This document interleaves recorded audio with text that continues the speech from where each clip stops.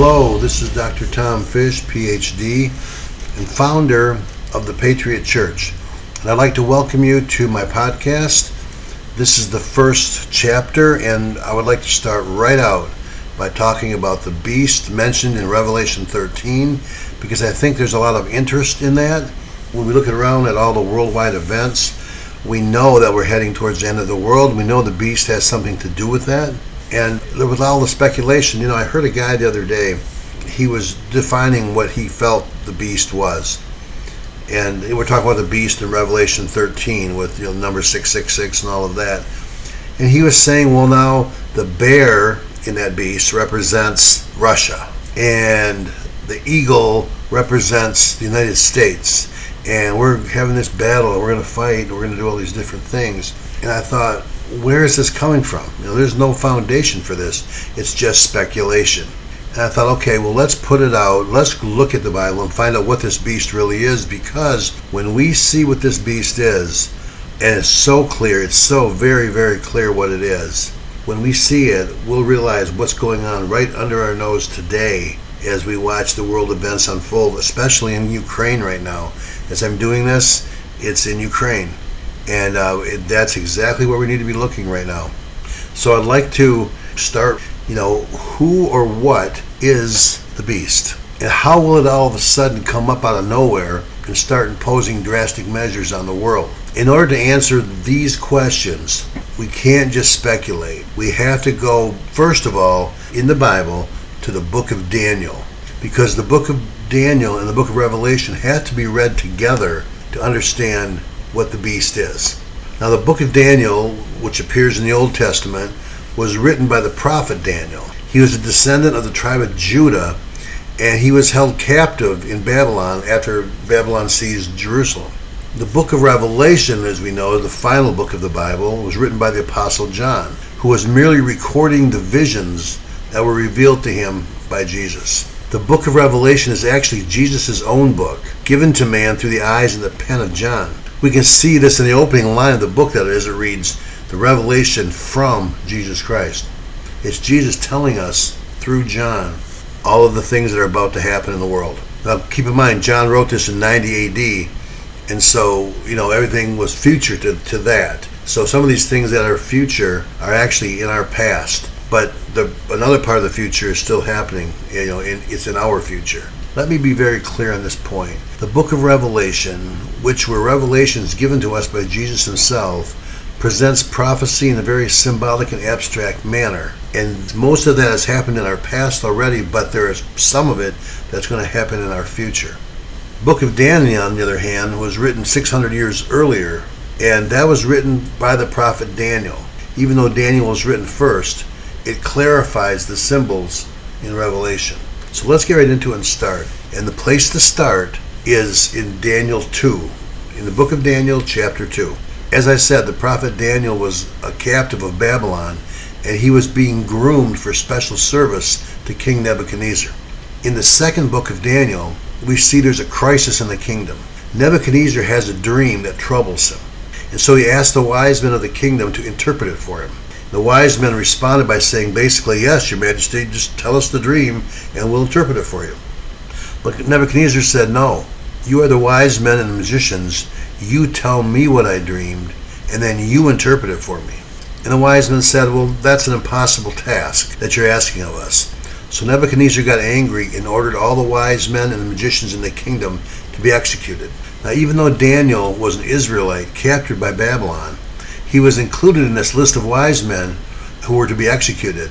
And when Daniel found out, he asked to speak to the king directly, because he could, in fact, tell him the dream and interpret it for him. So Daniel prayed for understanding, and indeed, when he met the next day with Nebuchadnezzar, he was able to tell him what he had dreamed and interpret it. And we read in Daniel says, your majesty, in your dream, you saw standing before you a giant statue, bright and shiny and terrifying to look at. Its head was made of the finest gold. Its chest and arms were made of silver. Its waist and hips were bronze, and its legs were made of iron, and its feet were partly iron and partly of clay. While you were looking at it, a great stone broke loose from a cliff without anyone touching it, and it struck the iron and clay feet of the statue and shattered them. At once, the iron and bronze and silver and gold crumbled and became like the dust on the threshing floor in the summer. The wind carried it all away, leaving not a trace. But the stone grew to be a mountain that covered the whole earth. So that was Nebuchadnezzar's dream, and Daniel told him what he dreamed. He dreamed of this statue with a gold head, silver chest, hips of bronze, legs of iron, and the statue was standing there, and a rock came and hit the feet and crumbled it all to dust, and the rock grew. Nebuchadnezzar was, of course, in awe, because that's exactly what he had dreamed. And then Daniel continued and said, "That was the dream. Now I'll tell you, your majesty, what it means. Your majesty, you are the greatest of all kings. The God of heaven has made you an emperor and has given you power, might, and honor. He has made you ruler of all the inhabitants of the earth and over all the animals and birds. You are that head of gold." Now this is the most important line we read. Babylon, the king Nebuchadnezzar of Babylon, was that head of gold. You are that head of gold. And then Daniel continued, "After you, there will be another kingdom not as great as yours, and after that a third kingdom of bronze, which will rule the whole earth. And then there will be a fourth kingdom, as strong as iron, which shatters and breaks everything. And just as iron shatters everything, it will shatter and crush all of the earlier kingdoms.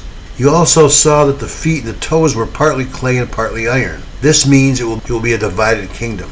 It will have some of the strength of iron, because there is iron mixed with clay. The toes were partly iron and partly clay, showing that part of the kingdom will be strong and part of it weak." So Nebuchadnezzar had this dream, and it showed 4 kingdoms that will come out of the earth, beginning with Babylon and the king himself. You are that head of gold. And after Babylon would be a second kingdom, and then a third kingdom, and then after these 3 kingdoms, a fourth. But this fourth kingdom would be more of a ruthless kingdom and would be different than the other kingdoms. And we'll see that in another book of Daniel. And then Daniel said to the king, "In the time of those kings, the God of heaven will set up a kingdom that will never be destroyed, nor will it be left to any other people. It will crush all of those kingdoms and bring them to an end, but itself will endure forever." This is the meaning of the vision of the rock cut out of the mountain, but not touched by human hands. A rock that broke the iron, the bronze, the silver, and the gold to pieces. That rock represented God's kingdom. So here's this image. It represents 4 kingdoms, starting with Babylon itself, and then to Medo-Persia, then to Greece, and then to Rome. Well, that's what we know, and maybe I'm getting ahead of myself here, but we know that the first kingdom was Babylon. Well, we know from history that after Babylon came Medo-Persia, and after Medo-Persia came Greece, and after Greece came Rome. Those are the 4 kingdoms being talked about in Daniel 2. And during the time of those kings, namely the fourth king, the fourth beast, the God of heaven will set up his own kingdom. That has a double meaning, though, because you'll see during the time of those kings, God does set up his kingdom. But you'll also see at the end, he will crush all the other kingdoms. He will crush them and send them off to their eternal doom. And you'll see that in the Bible. But anyway, so right away we know there's 4 kingdoms. Now, Nebuchadnezzar stood in utter amazement, and that's exactly what he dreamed. He now understood it. Nebuchadnezzar put all these praises on Daniel. He says, "Surely your God is the God of gods and the Lord of kings and the revealer of mysteries. You were able to reveal this mystery." So then he gave Daniel some accolades, made him very high ranking in his kingdom, put him in charge of all the wise men, and Daniel became this prominent figure in Babylon. Now, you can go to Daniel 7, the book of Daniel 7. Every time I think of Daniel 7, I think of a song written, my son had written it, and it was called Revelation, and one of the lines in it was, Daniel 7 defines the beast, because Daniel 7 does define the beast. The beast in Revelation 13 is defined in Daniel 7, but it was also defined in Daniel 2 by letting you know that Babylon was the start of these kingdoms. Okay, so then we go to Daniel 7. And in there, Daniel has a vision of his own. And he says this, he writes this, "In my vision at night I looked, and there before me were the 4 winds of heaven churning up the great sea. 4 great beasts, each one different from the others, came up out of the sea. The first beast looked like a lion, but had wings of an eagle. While I was watching, the wings were torn off the beast, and it was lifted up and made to stand up straight, and then a human mind was given to it. The second beast looked like a bear, standing on its hind legs and holding up 3 ribs between its teeth, and it was told, "Get up and eat your fill of flesh." Then another beast appeared. It looked like a leopard, but on its back were 4 wings like the wings of a bird, and it had 4 heads. It was given the authority to rule. And as I was watching, a 4th beast appeared. It was horrible and terrifying and powerful. With its huge iron teeth, it crushed and devoured its victims, and then trampled on them. It was unlike any of the previous beasts, and it had 10 horns. While I was thinking about the horns, I saw a little horn come up among the others. It tore out 3 of the horns that were already there. This horn had human eyes and a mouth that was speaking boastfully and proudly. As I looked, thrones were set in place, and the Ancient of Days, which is God at the end, I looked and the Ancient of Days took his seat. His clothing was as white as snow, the hair on his head was as white as wool. His throne was flaming with fire, and its wheels were all ablaze. A river of fire was flowing, coming out from him before him. Thousands upon thousands attended him. 10,000 times 10,000 stood before him. The court was seated, and the books were opened. Then I continued to watch because of the boastful words the horn was speaking. I kept looking until the beast was slain, and its body destroyed and thrown into the blazing fire. The other beasts had been stripped of their authority, but were allowed to live for a period of time. During this vision in the night, I saw what looked like the Son of Man. He was coming with the clouds of heaven. He approached the Ancient of Days and was led into his presence. He was given authority, honor, and sovereign power. All the people of all nations and races and languages serve him. His authority will last forever, and his kingdom will never end. So Daniel himself was confused by the dream. Just like Nebuchadnezzar in Daniel 2 had been confused by his dream, Daniel in Daniel 7 is confused by his own dream. He saw 4 beasts come out of the sea. The 4th one was being dreadful and terrible, trampling down its victims.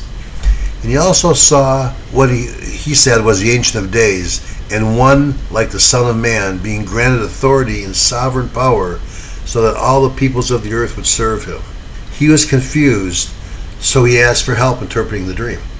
In Daniel 7:15 we read, "I, Daniel, was troubled in spirit, and the visions that passed through my mind disturbed me. I approached one who was standing there and asked him the meaning of all this. So he told me and gave me the interpretation of these things. The 4 great beasts are 4 kings that will arise from the earth, but the holy people of the Most High will receive the kingdom and will possess it forever. Yes, forever and ever." Then I wanted to know the meaning of the 4th beast, which was different from all the others and most terrifying, with its teeth of iron and bronze claws, the beast that had crushed and devoured its victims and trampled underfoot whatever was left.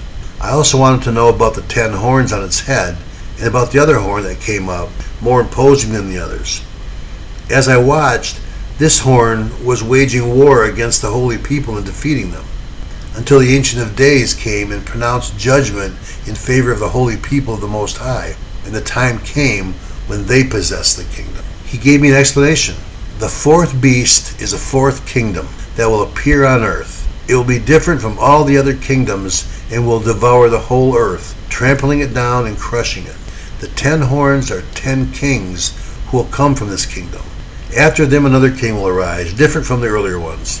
He will subdue 3 kings.